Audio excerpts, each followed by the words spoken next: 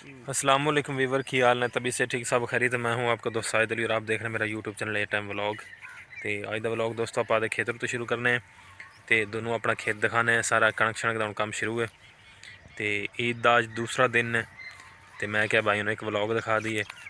तो फिलहाल टाइम की बहुत किल्लत सी ज़्यादा, इस तरह का व्लॉग नहीं बन सका।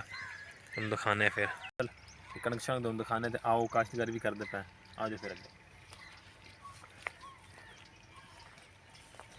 सब तो पहले ते आओ तुम लै करने ये मेरी जान देख लो तुम कणक हम बिल्कुल तैयार हैगी तो अनकरीब बस कणक की आप काश्तकारी करनी तुम दिखा देना। फिलहाल ये दाना जो है ना कच्चा है तो बहरहाल ये कट के ना आप इन सुखा देंगे धुप च ये टाइट हो जाएगा। आ जाओ। गर्मी मेरी जान जिन्नी भी होवे लेकिन अजे भी त्रेल पै रही है। तुम थले देख सकते हैं अजे भी पानी बिल्कुल गिला है, त्रेल पैंदी रात को ठंड पैंदी काफ़ी सारी। ये मेरी जान तम्बाकू है, ये दादे ने बीजा मेरे ने, ये तम्बाकू है, ये मेरी जान तम्बाकू है। तो इनके जी हरे हरे दोनों पत्ते लेके आ रहे हैं ना इन पत्ते धुप च सुखा के ठीक है ये तम्बाकू बन जाता है।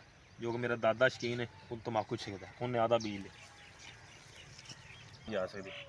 तो जी यह चीज़ है ना यह वाली ये अजे गिली है, ये देखो ना ये अपनी थ्रैशर नहीं काट सकेगी।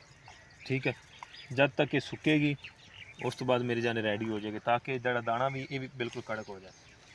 यह वाड़ खड्डी टोटल थोड़ा जूम करके दिखा उत्ते ना उस टच की रखे पिंडा देता तुम पता नहीं गा जो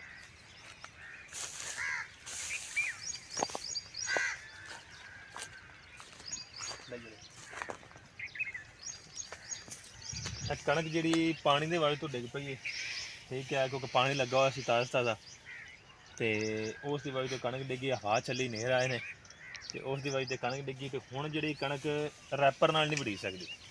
ठीक हो गया ना, रैपर नाल नहीं वढ़नी, ये हद के जरिए कटाई होगी। तुम देख सकते हैं सामने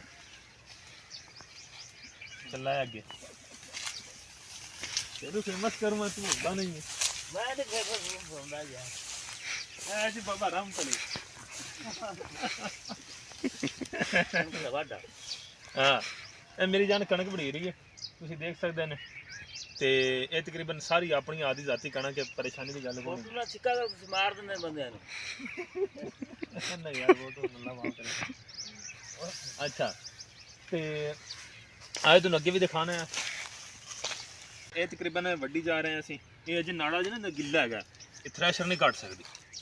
तो जब तक ये सुक जाएगा तो उस तो बाद ही स्टार्ट कर देंगे आप दोनों। अगली वीडियो भी इंशाल्लाह दिखावांगे जो कड्डी कणक आप आ जाओ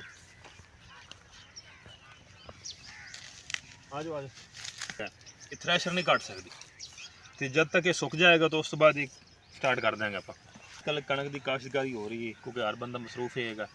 पिछली दफ़ा तो अपने यानी कि रोज़न तो पहला माह रमज़ान तो पहला कणकों हथ लग गया तो अवाम ने ईद भी बड़ी VIP मनाई थी क्योंकि ईद के यानी कि रोज़ों के ही ना कणक शनक कढ़ी गए ने अवाम नाल रोज़े भी रखती रही।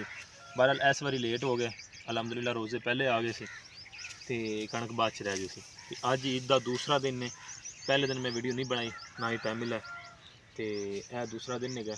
इस तो बाद इंशाल्लाह जो भी ईद काश्तकारी की अगे जो कणक कढ़ी आप इंशाल्लाह दोनों भी वीडियो ओके होगा। वीवर तुम हम मैं इजाजत दो, अज का व्लॉग इन्ना तक सी तो इंशाल्लाह जो भी आप अगे वीडियो बनाई दोनों भाइयों जरूर शेयर करा। तो यह कणक अनकरीब इंशाल्लाह अपनी 5-10 दिन बाद यानी कि ना इस कणक आप कट देंगे, थ्रैशर ला देंगे तो अलहमदुलिल्लाह दोनों विखावे भी निज़ाम किमें नहीं। तो हूँ तुम मैंने इजाजत दो, अज का व्लॉग इन्ना ही है तो मिलना है अगली वीडियो इंशाल्लाह। तब तक के लिए खुदा हाफिज़।